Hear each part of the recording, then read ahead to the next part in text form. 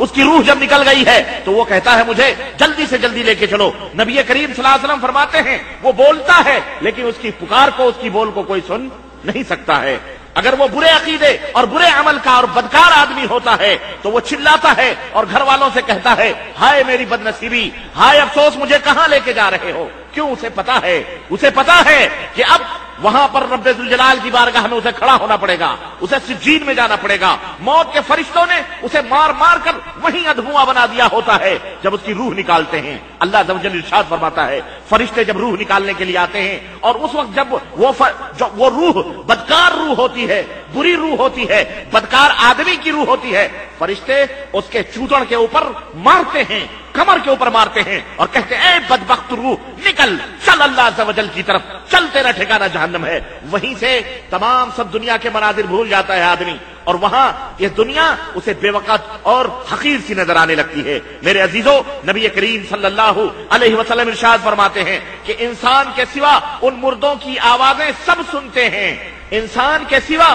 ان مردوں کی آوازیں سب سنتے ہیں، ہر چیز کو سنائی دیتی ہے، اور اگر انسان اس کی آواز کو سن لے تو وہ ہوش ہی کھو بیٹھے، مجنون اور پاگل ہو جائے، بے ہوش ہو جائے. اس لیے یہ اللہ کی رحمت ہے کہ قبروں کی آوازیں یا مردوں کے اوپر جو عذاب ہوتے ہیں ان کی آوازیں تمہیں نہیں سنائی دیتی ہیں، تمہیں نہیں سنائی دیتی ہیں.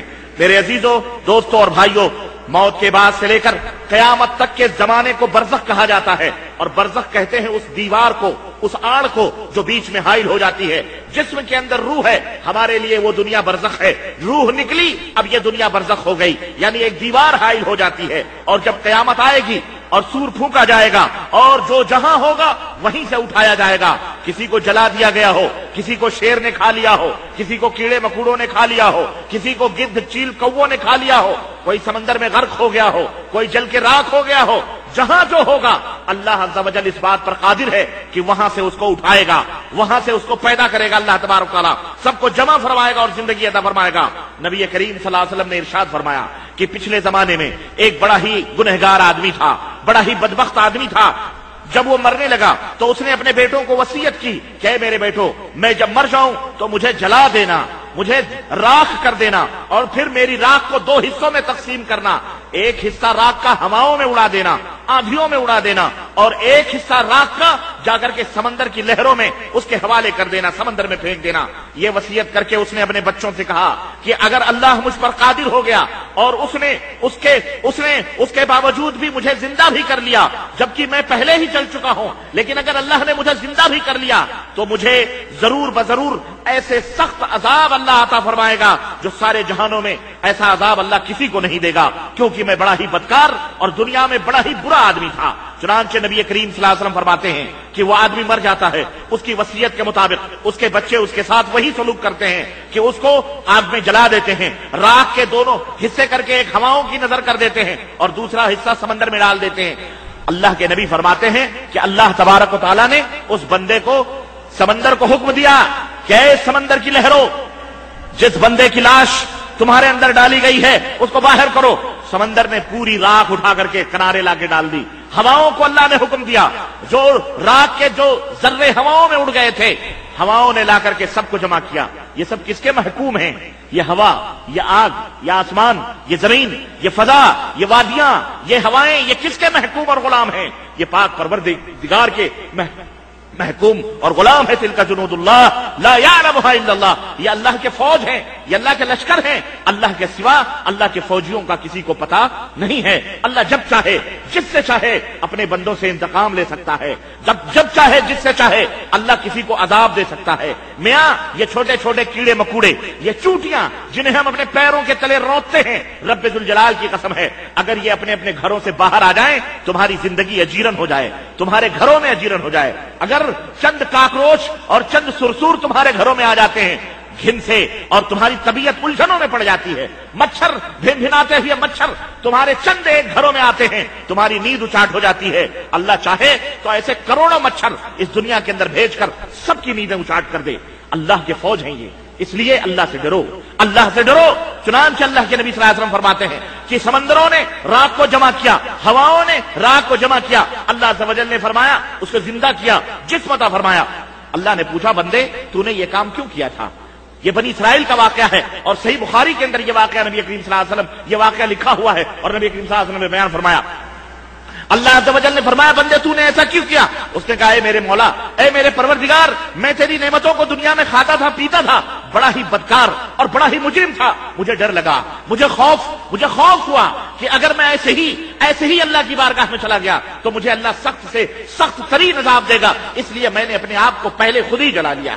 اللہ تبارک تعالیٰ ارشاد فرمائے گا واقعتاً تو نے میرے ڈر سے، تو نے میرے خوف سے تو نے یہ حرکت کی۔ وہ کہے گا ہاں اللہ، تیرے ڈر اور تیرے خوف نے مجھے ایسے اقدام کرنے پر، اپنی لاش کو جلوانے پر مجبور کیا۔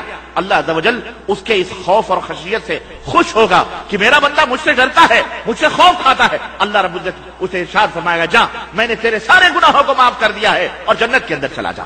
اللہ اکبر۔ میرے عزیزوں، میرے بھائیوں، یہ مرنے کے بعد، لیکن دنیا میں جو اللہ سے ڈرتے ہیں، دنیا میں جو حرام کاریوں سے بچتے ہیں، اللہ کے خوف سے، دنیا میں جو برائیوں سے دور رہتے ہیں، اللہ کے ڈر سے، جن کے قدم، جن کے ہاتھ، جن کی آنکھیں برائیوں کی طرف نہیں بڑھتی ہیں، مرنے کے بعد بھی اللہ تبارک تعالیٰ ان کی عزت کرتا ہے، ان کا احترام کرتا ہے، انہیں اکرام سے انہیں جنت میں جگہ عطا فرماتا ہے، نوازتا ہے اپنی عنایتوں اور اپنی برکتوں سے۔ تو اے اللہ کے بندوں اور اے اللہ کی بندیوں، اے بلند ترین محلوں میں رہنے والوں، اے قلعوں کے اندر محبوس رہنے والے لوگوں، اے عیش و عشرت کی زندگی گزارنے والوں، اے سڑکوں اور روڈوں اور جھوپڑیوں میں رہنے والے سونے والے لوگوں، سنو سنو سنو سنو، ابھی تم زمین کی پشت پر چل رہے ہو، ابھی تو تم زمین کے پیٹھ پر چل رہے ہو، دندناتے ہوئے چل رہے ہو، صحت مند اور تندرستی کی حالت میں چل رہے ہو، ابھی تم زمین کے پیٹھ پر زندگی گزار رہے ہو، مگر ایک دن بہت جلد آنے والا ہے، ایک دن، اور وہ دن جو جلد آنے والا ہے اس کا کسی کو علم نہیں ہے، اس کا کسی کو پتہ نہیں ہے۔ ان قریب اسی زمین کے پیٹ میں تمہیں سونا پڑے گا،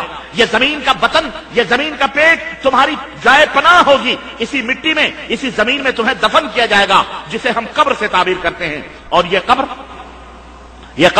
روزانہ پکارتی ہے، یہ قبریں جو قبرستانوں میں تم دیکھتے ہو، ان قبروں سے آوازیں آتی ہیں، گو ہم نہ سن سکیں، لیکن ان کے احوال، یہ حالات، یہ زبان حال سے یہ قبریں پکارتی ہیں اور بڑی صاف ستھری آوازوں میں لوگوں کو درس دیتی ہیں۔ یہی وجہ ہے کہ نبی کریم صلی اللہ علیہ وسلم نے فرمایا کہ انی نہیتکم عن زیارت القبور فزوروها فانها تذکرکم الآخرہ وفی روایت فانها تذکرکم الموت۔ اللہ کے نبی نے فرمایا، اور کتنی سچی بات نبی نے فرمائی کہ میری امت کے لوگوں، شروع میں نے تمہیں قبروں کی زیارت سے منع کیا تھا۔ کیوں؟ اس لیے کہ پچھلی امتیں جو ذلیل ہوئیں، رسوا ہوئیں، ہلاک و برباد ہوئیں، انہی قبروں کی وجہ سے، قبروں کی پوجا کی وجہ سے، قبروں کی عبادت کی وجہ سے، قبروں سے وسیلے لینے، فیض لینے، اور ان کو چومنے، ان کو چاٹنے، اور ان کا احترام اور ان کی اکرام غلو کرنے کی وجہ سے، اور صاحب قبر کی شخصیتوں کو کے اندر فیض ماننے کی وجہ سے پچھلی امتیں گمراہ ہوئیں، ذلیل ہوئیں، اللہ نے انہیں ذلیل و رسوا کیا۔ میں نے تمہیں شروع میں منع کیا تھا کہ مت جاؤ قبرستانوں کی زیارت کے لیے، مت دیکھو کسی قبر کی طرف، لیکن اللہ اکبر، قربان جائیں، ابتدا کا عالم ہے تو حبیب مصطفیٰ اپنے ماننے والوں کو قبروں سے دور رہنے کی تعلیم دیتے ہیں۔ کیوں؟ ہو سکتا ہے نئے مسلمان ہوئے ہیں، شرک سے توبہ کیا انہوں نے، پھر وہی گند میں کھرنا ملوث ہو جائیں۔ اللہ کے حبیب نے منع کر دیا تھا، لیکن جب دیکھا ایمان پختہ ہو گیا ہے، ایمان اب حجر بن چکا ہے، ایمان لوہا بن چکا ہے، اب انہیں کوئی دنیا کی طاقت اپنے ایمان سے ہٹا نہیں سکتی، تو نبی کریم صلی اللہ علیہ وسلم نے فرمایا فزوروہا، اب قبروں کی زیارت کرو۔ کیوں؟ اس لیے کہ قبروں کی زیارت کرنے کا مقصد کیا ہے؟ قبروں کو دیکھنے کا مقصد یہ نہیں ہے کہ ان سے استفادہ کیا جائے، ان سے فیض حاصل کیا جائے، وہاں علم، وہاں اپنے اسباق یاد کروائے جائیں، وہاں بھولے ہوئے دروس یاد کیے جائیں، وہاں فیض حاصل کیا جائے، یا صاحب قبر سے کچھ مانگا جائے، یا صاحب قبر کے قبر کو چوما جائے، یا یہ عقیدہ رکھا جائے کہ ہم آتے ہیں تو صاحب قبر ہمارے اوپر یہ فرماتے ہیں، وہ نعوذ باللہ۔ اس لیے نہیں، اللہ کے حبیب فرماتے ہیں فزوروہا، زیارت کرو۔ کیوں؟